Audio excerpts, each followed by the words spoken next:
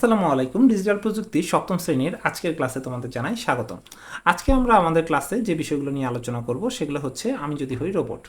এই শিখন অভিজ্ঞতা 5-এর আজকে আমরা সেশন 2 সমস্যা সমাধানের প্রযুক্তির ব্যবহার এই বিষয়টি নিয়ে আলোচনা করব। তাহলে চলো দেরি না করে ক্লাসটি শুরু করা যাক। তোমরা দেখো বইয়ের বিভিন্ন প্রযুক্তি ব্যবহার করে মানব সভ্যতার জন্য একটি আশীর্বাদ স্বরূপ সমাধানের জন্য সঠিক প্রযুক্তি ব্যবহার করা উচিত। আমাদের চারপাশে এমন অনেক সমস্যা আছে যেগুলো মানুষ আগেই নিজে সমাধান করত, কিন্তু এখন প্রযুক্তির ব্যবহারের কারণে সেটি সমাধান করা আরও সহজ হয়ে গেছে। গত সেশনে আমরা আমাদের অপরিচিত একটা নতুন জায়গায় ঘুরতে যাওয়া নিয়ে ভেবেছি।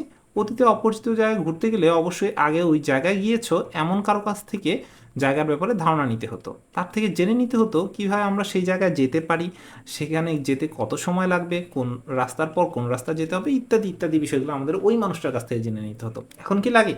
এখন কিন্তু আমরা প্রযুক্তির সাহায্যে এটার সমাধান করতে পারি। তবে এখন এক্ষেত্রে সহজ সমাধান হলো কোনো ম্যাপ সফটওয়্যার ব্যবহার করা। এই ধরনের সফটওয়্যারকে আমরা কোথায় আসছি, কোন গন্তব্যে কোথায়, সেটি লিখে দিলে আমাদের দেখিয়ে দেয় কত সময়ের মধ্যে কীভাবে আমরা পৌঁছাতে পারবো। এখন যদি আমরা বলি যে রাস্তায় কতটুকু যানজট আছে, কোন রাস্তা দিয়ে গেলে কতটুকু সুবিধা হবে, কোন যানবাহনে গেলে কত সময় লাগবে, ইত্যাদি ইত্যাদি আরও সব কিছুই আমাদের গুগল ম্যাপ বা এরকম ম্যাপগুলো দেখায় দেয়। আমরা একই সমস্যার সমাধানের জন্য প্রয়োজন অনুসারে ভিন্ন ভিন্ন প্রযুক্তির উদ্ভাবন হয়ে থাকে। যেমন ম্যাপ সফটওয়্যার দিয়ে আমরা শুধু জানতে পারছি নির্দিষ্ট জায়গায় যাওয়া যাবে, কিন্তু আমরা যদি একটি যানবাহন বুকিং করতে চাই, সেই যানবাহন দিয়ে সরাসরি নির্দিষ্ট গন্তব্যে যেতে পারবো, তাহলে বিভিন্ন যানবাহন বুকিং সফটওয়্যার অ্যাপ ব্যবহার করতে পারি। যেমন ধরো যে উবার, পাঠাও, এরকম যে অ্যাপগুলো আছে এগুলো দিয়ে কিন্তু আমরা খুব সহজেই যানবাহন বুকিং করা যায় এবং নির্দিষ্ট জায়গায় গিয়ে যেতে কত টাকা খরচ হবে সেটারও একটা আইডিয়া পাওয়া যায়। এবং অর্থাৎ ম্যাপ সফটওয়্যারটা থেকে আরও বেশি সুযোগ সুবিধা পাচ্ছি, ফলে নির্দিষ্ট গন্তব্যে যাওয়ার সমস্যাটি পুরোপুরি সমাধান হয়ে যাচ্ছে। আর কোনো চিন্তাই করতে হচ্ছে না। এভাবে নির্দিষ্ট ওয়েবসাইট, অ্যাপ বা ট্রেন, বাস বা উড়োজাহাজের টিকিট কাটার কাজও এখন সহজেই করা যায় শুধুমাত্র প্রযুক্তির ব্যবহার করে।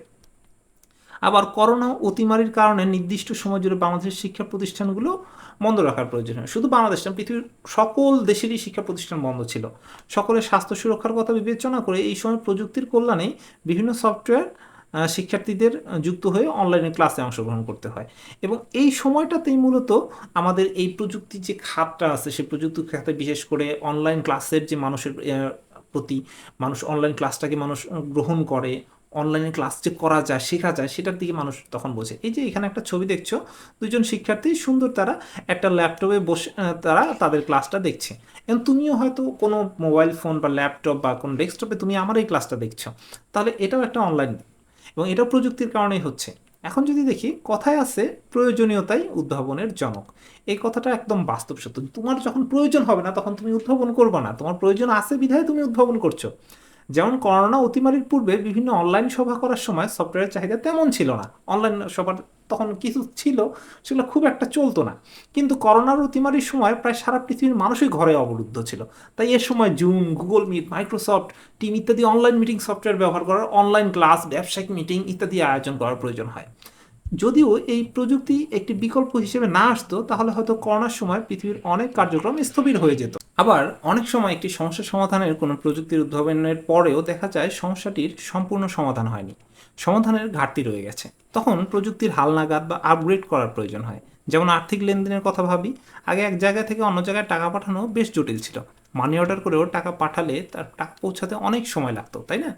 এখন ওই সময়টাকে সমাধান করার জন্য বর্তমানে মোবাইলের সাহায্যে নির্দিষ্ট টাকা লেনদেনের প্ল্যাটফর্মের নিমিষেই দেশের এক স্থান থেকে অন্য স্থানে টাকা পাঠানো যায়। তবে প্রথমে যখন একই ধরনের টাকা লেনদেন সার্ভিস চালু হয়েছিল তখন একটি সমস্যা হতো। কী সমস্যা? ধরো ধরো আমার কাছে 500 টাকা নিজের অ্যাকাউন্ট থেকে উত্তোলন করব, এর জন্য টাকা লেনদেনের নির্দিষ্ট এজেন্টের কাছে গিয়ে এজেন্টের মোবাইল নাম্বারটি প্রথমে আমাকে টাইপ করতে হতো, আমাকে মোবাইলের ক্যাশ আউটের জন্য লিখতে হতো। এখন এজেন্ট টাকা নিজের অ্যাকাউন্টে বুঝে পেলে টাকা দিয়ে দেয়, কিন্তু সমস্যা হচ্ছে যখন এজেন্টের মোবাইল নাম্বারটি টাইপ করা হয় তখন যদি ভুল হয়ে যায়, একটা ডিজিট ভুল হয়ে গেলে তোমার ওই এজেন্টের কাছে টাকা না গিয়ে অন্য কোনো নাম্বারে টাকা চলে যাবে। এতে করে আর্থিক ক্ষতি সম্মুখীন হতে হয়। প্রথম দিকে মানুষ বিভিন্ন সময় এই ভুল নম্বরে টাকা পাঠিয়ে বিপদেও পড়তো, আমি নিজেও পড়ছিলাম। কিন্তু এরপরের এই সময়কে সমাধান করার জন্য কি আপগ্রেড আসলো কিউআর কোড। এখন যা যদি তুমি দেখো বিকাশ, রকেট সব দোকানেই একটা করে কিউআর কোড দেওয়া আছে। তুমি এই কিউআর কোডটা স্ক্যান করলে আর মোবাইল নাম্বারটা ভুল হওয়ার কোনো চান্সই থাকে না। তাহলে এই যে কিউআর কোড দেওয়া থাকে, এই মোবাইলের সেটে টাকা পাঠানোর অ্যাপ্লিকেশনে এই কিউআর কোডটা স্ক্যান করার সুবিধা থাকে, ফলে এজেন্টের নাম্বার ভুল টাইপ করার আর কোনো ভয়ই থাকে না। তাহলে এটা একটা আপগ্রেড হলো। এই যে মানুষের প্রয়োজনটাই কিন্তু নতুন উদ্ভাবনটা আসছে, প্রথমে কিন্তু কিউআর কোড আসেনি। এভাবেই নতুন নতুন সমস্যার সমাধানের জন্য আমরা কাজ করব। এরপরে আবার কাউকে শুধু টাকা পাঠানো বা নিজেকে টাকা পাওয়ার ক্ষেত্রে অ্যাপ্লিকেশনগুলো ব্যবহার করা যায় না কিন্তু।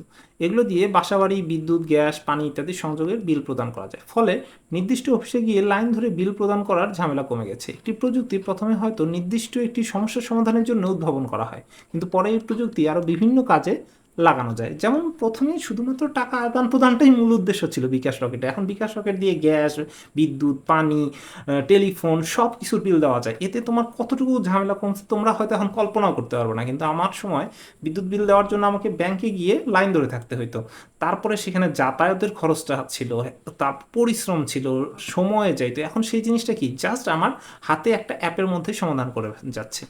উপরে আমরা যেমন বেশ কিছু সফটওয়্যারের প্রযুক্তির কথা জানলাম, তেমনি রোবট দিয়েও এখন বিভিন্ন সমস্যার সমাধান করা হচ্ছে। যেমন বিভিন্ন স্থানে যখন আগুন লাগে, আগুন নিয়ন্ত্রণে আনতে সেখান থেকে আটকে পড়া বিভিন্ন মানুষকে উদ্ধার করতে দমকল বাহিনীর সময় লাগে। পাশাপাশি আটকে পড়া মানুষের উদ্ধারের জন্য দমকল বাহিনী যেসব কর্মী আগুন লাগার ভবনের ভিতরে প্রবেশ করে, তাদেরও কিন্তু জীবনের একটা ঝুঁকির মধ্যে পড়ে। এই ঝুঁকি থেকে বাঁচার জন্য কিন্তু একটা খুব সহজেই একটা এইরকম রোবটের ব্যবহার করা যায়। যদি এরকম একটা রোবট থাকে, ভিতরে চলে গেল, আমরা বাইরে থেকে দেখলাম আগুন নিভালো।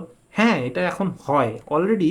বাংলাদেশে 2022 সালে সীতাকুণ্ডে লাগা আগুন নেভানোর জন্য তোমার কাজে বাংলাদেশের ফায়ার সার্ভিস ও সিভিল ডিফেন্স বাহিনী প্রথমবারের মতন রোবট ব্যবহার করে। তাহলে কত সালে? 2022 সালে। এরকম আরও বিভিন্ন রোবোটিক বিষয়ে প্রযুক্তি ব্যবহারের ক্রমাগত বৃদ্ধি পাচ্ছে। এইভাবে যে কোনো সমস্যার জন্য আমরা প্রযুক্তির সাহায্য নিয়ে সমাধানের উপায় বের করে ফেলতে পারি। আর এটা নিয়ে তোমরা ভাববা পরবর্তী ক্লাসের আগামী সেশনে যদি আমরা প্রস্তুতি বলি, বাসায় গিয়ে বা বাসায় বসে তোমরা কিছু বাস্তব সমস্যা খুঁজে বের করবা, যেগুলা সমস্যাগুলো বিভিন্ন প্রযুক্তি ব্যবহার করে সমাধান করা সম্ভব। বিশেষ করে কোনো নির্দিষ্ট রোবট দিয়ে সমাধান করা যাবে এমন সমস্যাগুলো খুঁজে বের করার চেষ্টা করতে পারো। যেমন একটা আগুন লাগার বিষয়টা নিয়ে একটা রোবট সমাধান করতে পারছে, ওই রকমই তোমার ধরো যে তুমি আর রোবট দিয়ে কি কি সমাধান করতে পারো। ধরো যে আবর্জনা পরিষ্কার, বাসার তোমার ঝাড় দেওয়ার পরিষ্কার, কোনো ধরো যে খাবারের ক্ষেত্রে যে রান্নাবান্না করতেছে, রান্নাবান্নাটাও রোবট করে দিবে। এই রকম যেটা বাস্তব সমস্যার সমাধান করা যায়। বা লবণ টেস্টে এটা একটা বিশাল বড় সমস্যা আছে, অনেক বাসায় এটা হয়। তা এগুলো বিষয়গুলোকে তোমরা নিয়ে ভাবতে পারো এবং নিজেদের মতন করে এরকম করে 5টি তোমরা লিখবা। এর পরবর্তী ক্লাসে এগুলো নিয়ে আলোচনা করবো। ধন্যবাদ সকলকে, দেখা হচ্ছে পরবর্তী ক্লাসে। আসসালামু আলাইকুম।